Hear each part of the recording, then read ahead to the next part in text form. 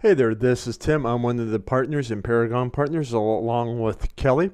And in this video, I'm going to go over my last 30 items which did not sell. That is, I've done other videos on the things I've recently sold, and I see a lot of other people do as well, of course. And they all follow the similar script. Here's something I bought for $1, and then I sold it for mega dollars. So instead of doing that, I thought it'd be fun to go over the items which I put up, which I thought would sell but didn't sell.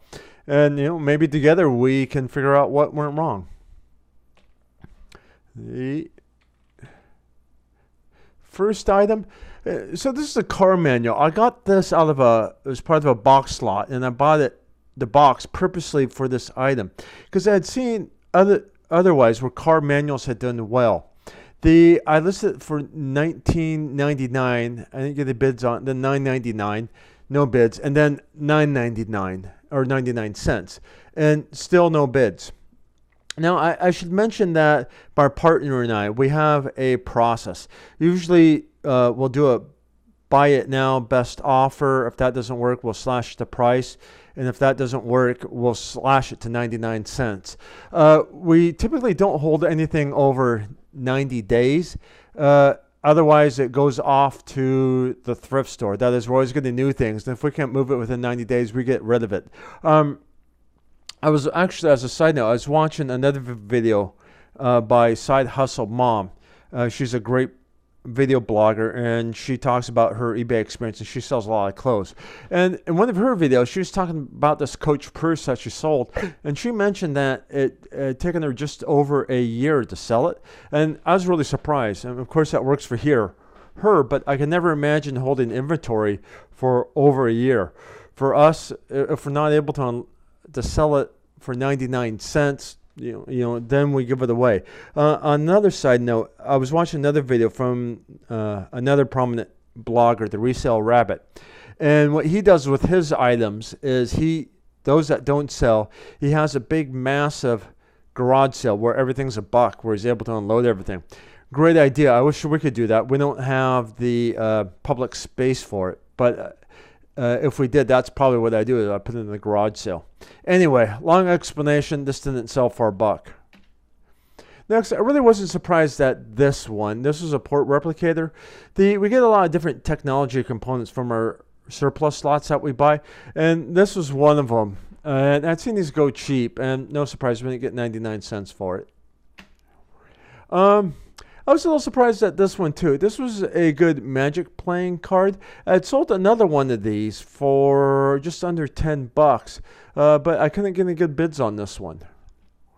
Next. This one was so-so. I wasn't too surprised at this. One of my workers who does a bunch of my eBay listings, he picked up 4 of these for free. He wanted to know if he could list them, so I said, sure, go ahead. We sold one of them, and we didn't make that much money on. The other 3, we didn't get any bids on whatsoever. And especially since he wasn't able to test them, well, that's kind of a giveaway. So it really wasn't too much of a surprise. I might actually lot these up later on, see if we could sell them as one lot. This one, mediocre surprise. I remember playing with these kits when I was a little kid, and I thought they were cool. So I thought somebody would want to do some retro fun with these and buy a kit. And especially this was new in box too. So we couldn't get a regular retail price on it. Now, I wasn't too surprised at this one. In fact, I should have even listed this one. If you've been following my other videos, I talked about how we bought this storage locker. First time we've ever done it. And so I just was listing everything that was in it.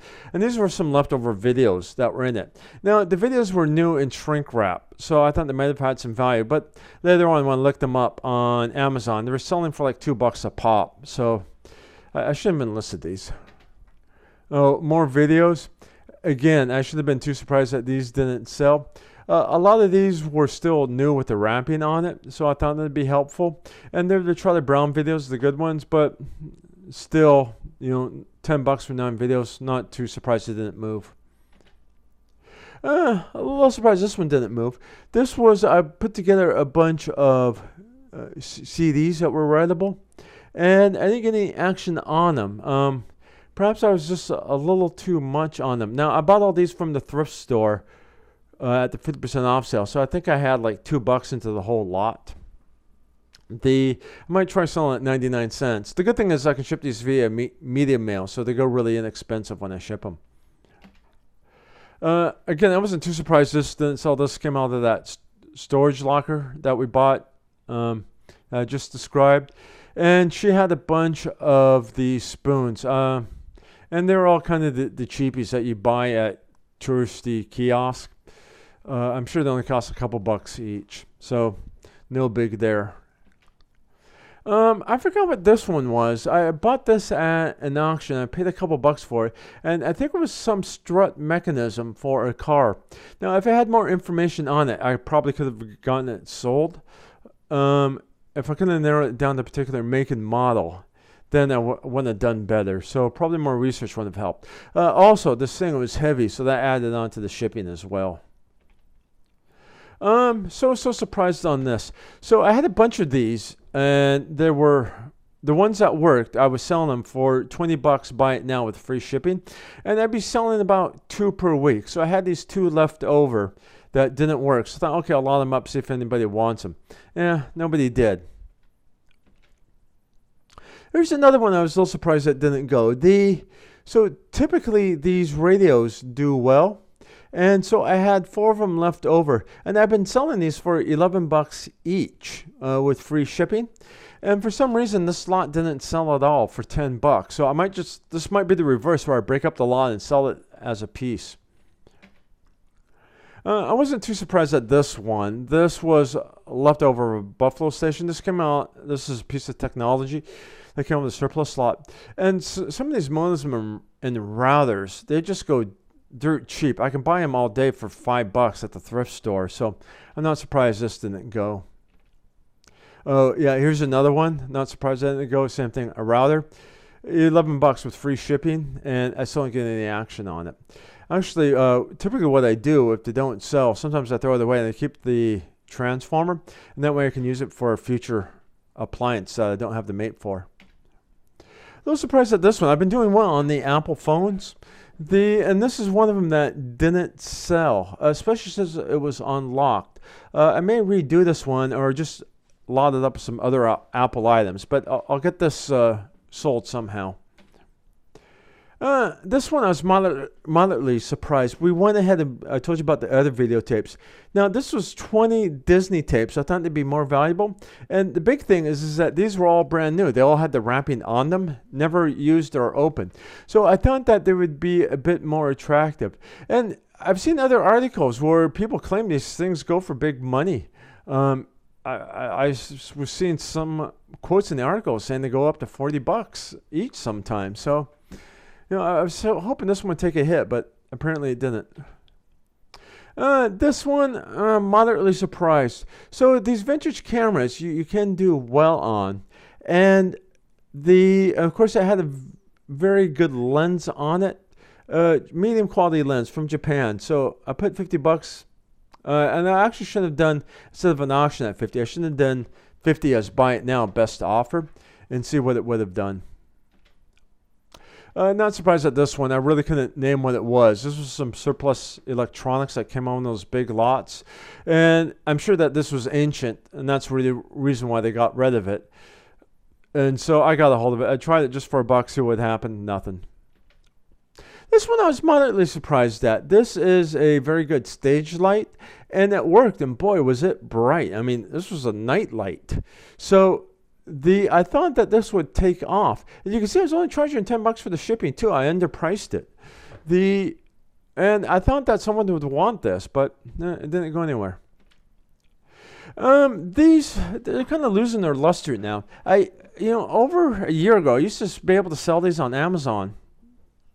But then the market kind of got flooded and dried up. And what makes these a harder sell is they don't have the power supply.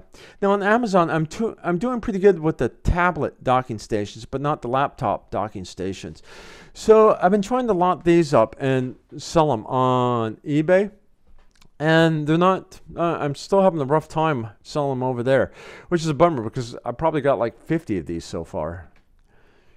I thought this would take off a bit better. So now it was a good iPad. It did work, but the screen was broken. And it was a decent model, so I thought somebody would want it for $20, especially since it was a real iPad. No, no luck though. This one I wasn't too surprised at. This was an end of table leftover I picked up. It was a notary stamp from 1983 of somebody in Utah, mildly interesting. So it didn't sell. I'll just put this in my metal recycling bin. Again, I wasn't surprised this one sold. These were some cheapy kid shoes with a Chinese motif. So these I just gave to the thrift store. This one, I'm not sure what I'm going to do with. This is kind of interesting. I'm sure it's at least 150 years old. So this was a hand-forged miner spoon. What they did with the spoon is it would heat up the precious metal in that part, such as gold or silver. And then I think what they did with the pointy end is it would poke a hole into the clay mold so they could pour the melted metal in there, and then it would form. And so it's real easy to imagine that this came out of a mining camp or something like that. I thought somebody would want this, but it didn't take off.